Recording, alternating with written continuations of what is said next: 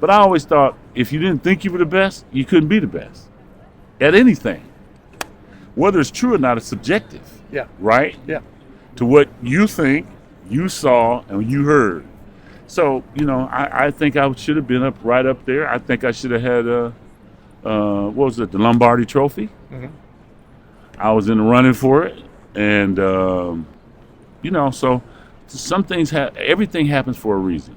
Yeah, do you feel like you were on, when you look back at that, Chris, that mid-'70s era, was that about as good as it gets? You understand what I'm saying? That's the greatest team. I really standpoint. believe from a team standpoint, those are the greatest teams Ohio State ever had. Now, the national championship tally did not validate that. Yeah.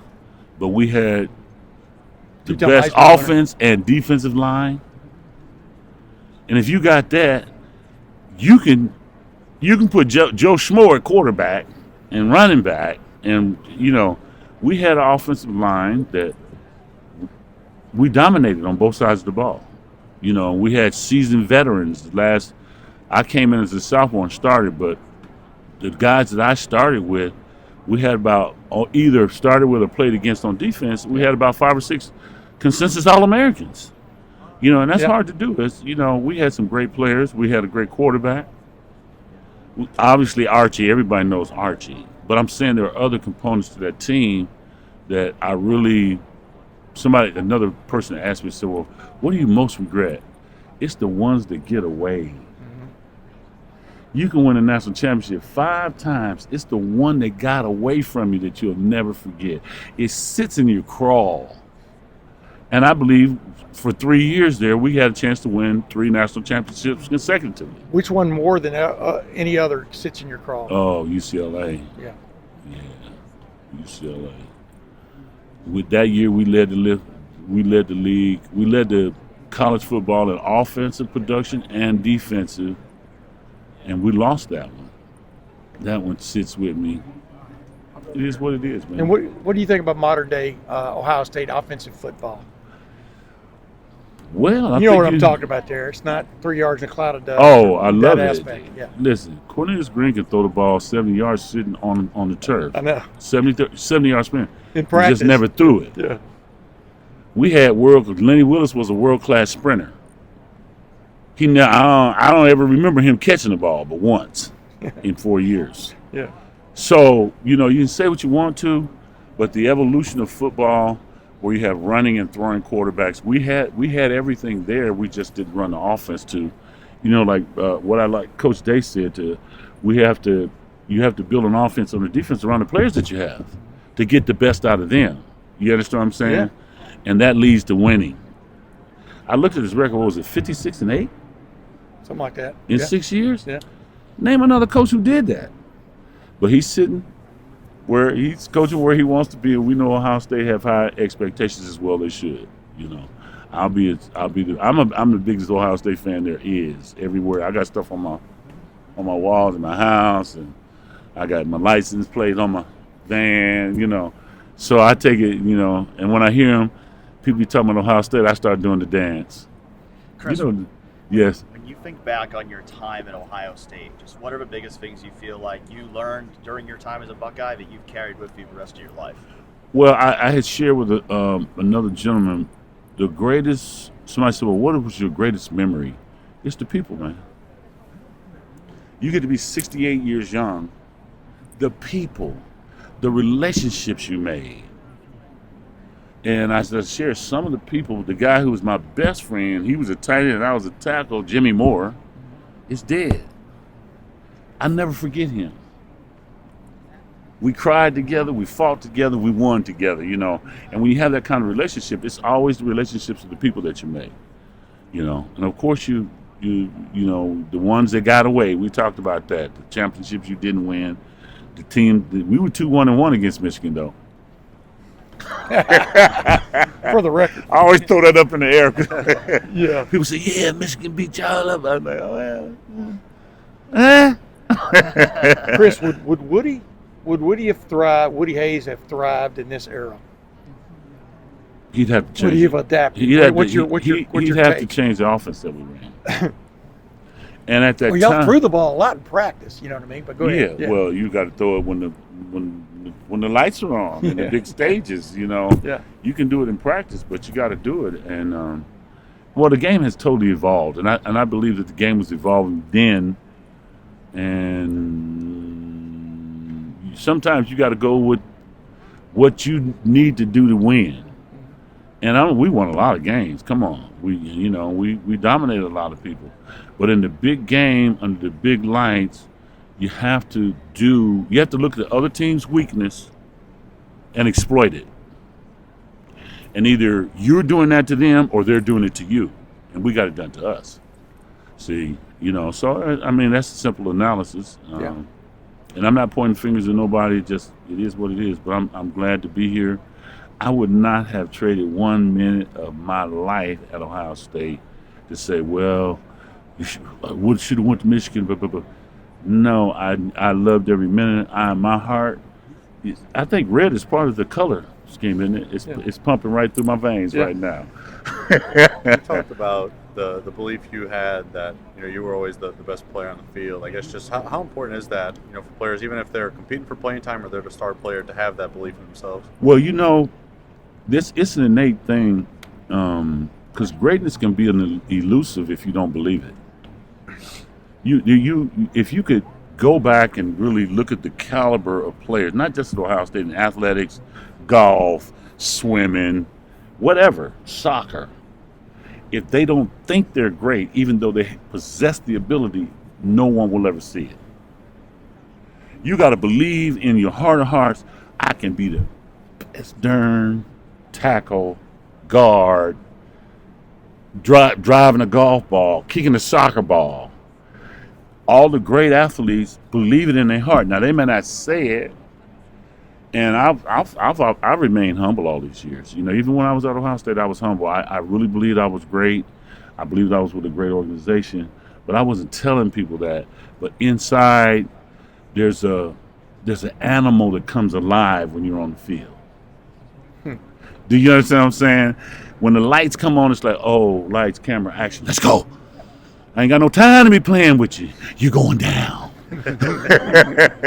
Chris, just how personally validating is it for you to now be able to call yourself a college football Hall of Famer? Oh man, it's they had nominated me. I don't know, maybe you guys will know more, 4 or 5 times. I was getting calls for about the last 10 years. Congratulations. I said, for what? You're in the Hall of Fame. I said, I'm already in the Ohio State Hall of Fame. What are you talking about? No, the college. You didn't know you. And I'd look, and it was just a nomination. It wasn't elected.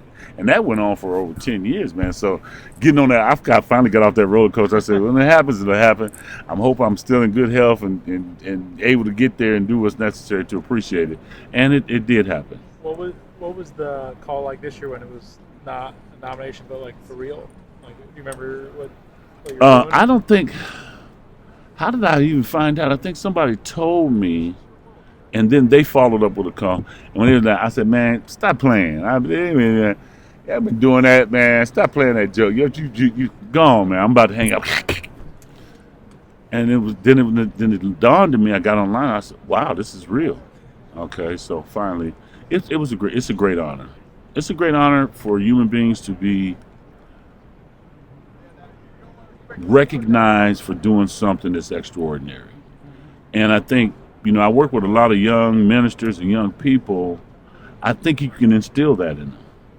I think far too many times in our society, parents try to live vicariously through their kids and instead of letting them find their passion and help them do it. That's what my dad did.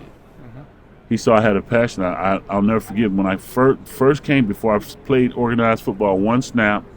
I was in the 6th grade, and they had a little junior high, and I came home with the permission slip. I said, "Mom, I want to play football. She snitched it. "Go on, get out of here, boy. You ain't playing no football." I was like, "What?" All my friends that signed up, they was boy, we about to have the team, and I was sad. I told her, "I'm gonna tell my daddy when he get." I'm glad I had one to tell. I said, "I'm gonna tell my daddy." He got home late, but I was up when I heard his car. I stumbled out of the bedroom. I said, "Daddy, sign this." So he signed it.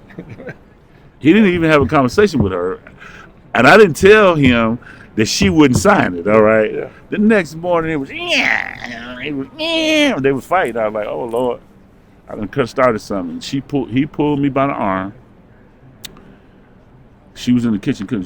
He said, Sarah, come here. Look at this boy. He's 11 years old. Do you see your son? She said, yeah, I see him. I told him he couldn't. He said, honey, you need to be concerned that he ain't going to hurt the other people's children. And that was it, man. We took it and ran with it. Yes, sir. Was the dream then to be an All-American tackle? You know what I mean? When you're Well, 11 years old, you or was know, it to score touchdowns?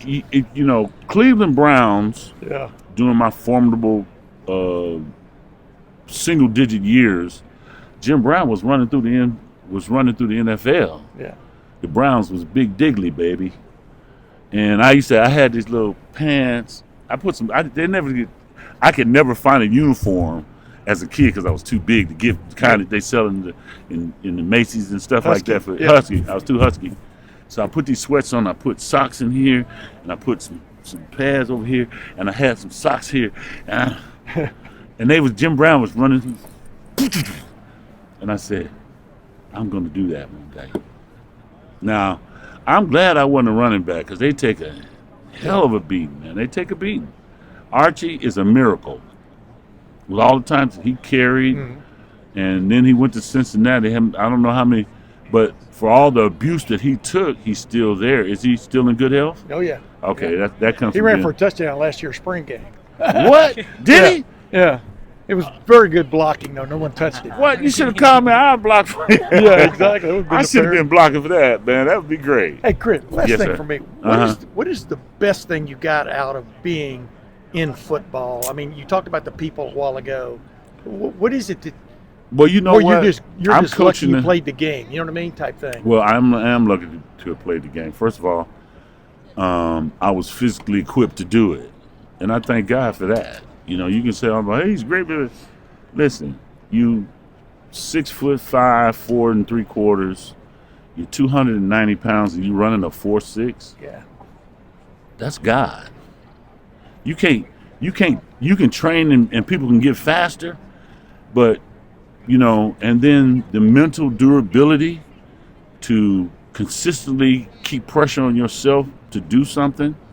And so that's unique in that I saw it became a passion, and I just fell into it. But I love the game. First of all, you gotta love the game because it's a lot of hard work. We have the kids. I coach as a volunteer coach for Washington Prep High School, which is right in the center of the middle inner cities. And I tell these kids, listen, with this money that's out here now, it's life changing. Run the darn sprints. Run them. When we do agilities, go fast. And to have the mental durability and the drive to do that is a God-given tip. I can't. He put me in this body.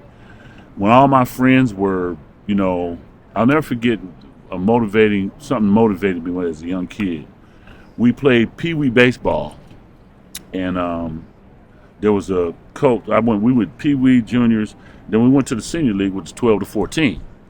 All my friends, we all played together, and this one coach didn't even give me a contract to play. He said to me, "You just a big fat slob. You'll never be no good. You'll never play for me." And I said, "Why, coach? Just give me a chance. I was a catcher. I mean, as big as I was, the ball would bounce off me if I missed it." Exactly.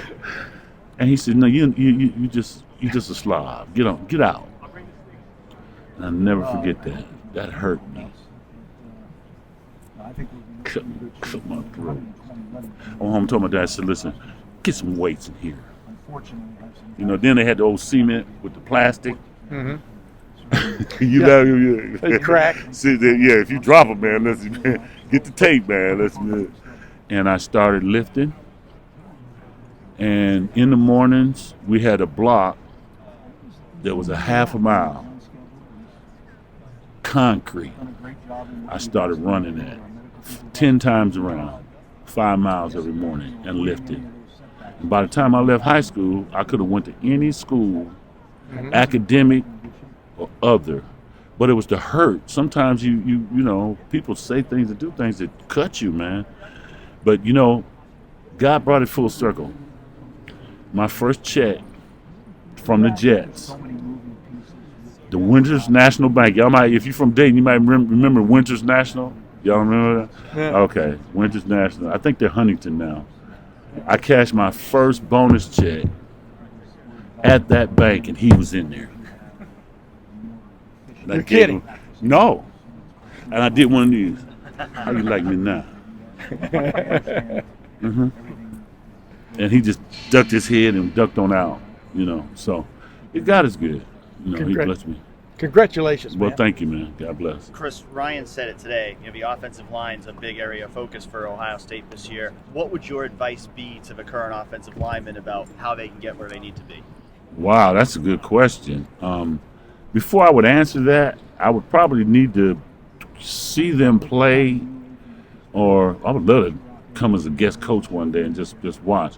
But you got to dominate the. Listen, being an offensive or defensive lineman is not hard. You got 3 yards. Dominate the 3 yards that's in front of you. Take control of the body of him, and let it, instead of letting him take control of you. And then, guess what? You win. If you find 5 people who can do that, you win national championships. It's just that simple, and that's true. What he said was very apropos for, I don't care what level you on. If you control the trenches, you got a 90% chance of winning, period, dot, in the sentence, okay? And sometimes you have great quarterbacks, sometimes you have good quarterbacks, sometimes the quarterbacks are good, the running backs, you know, as long as you don't turn the ball over. So, yeah, that's what I tell them. Just dominate, just take care of your job. Who, when you got a chance to tell them, who are you most proudest to tell? You know, even if it includes your parents. Oh, that's a good question. Never thought about that. You came up with that question today? Man, you super, because everybody. You want me to be honest, right? Everybody. No, my relatives, you know what happened? It was publicized and they started calling. You know, my cousin who literally was raised from the dead recently, lives in Cincinnati. He had some blood clots in his legs and his legs were hurting him. And he went to hospital and they gave him muscle relaxers. The clots, they released the clots, it went to his heart, his lung, and his brain. Dead. His wife and his son texted me say, "Daddy's in trouble." Now he was like my brother because I had a sister, and he was 1 year older than me, and he lived in Cincinnati and I was in Dayton, so we used to go there to, you know, my father's mother was there every weekend.